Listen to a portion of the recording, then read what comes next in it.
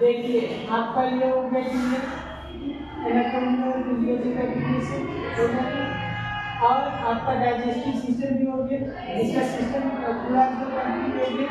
बस उसके बाद जाके आपको सर्कुलेटरी सिस्टम भी करवा दिए, डाइजेस्टिव सिस्टम, सर्कुलेटरी सिस्टम। उसके बाद इसमें जो है एक चीज और, इसमें जो है एक्सक्रीटरी सिस्टम, एक्सक्रीटरी सिस्टम भी हो गया, एक्सक्रीटरी सिस्टम भी हो गया। सर्कुलेटरी सिस्टम में चैम्बर के बारे में बता दिए, लेयर के बारे में बता दिए, बल्ब के बारे में बता दिए। तो हार्ट में कितने चैम्बर होते हैं? लेयर कितना होता है? तीनों लेयर का नाम पता है? क्या क्या नाम है? चैम्बर कितने होते हैं?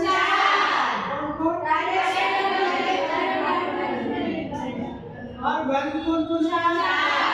क्या नाम है सबका?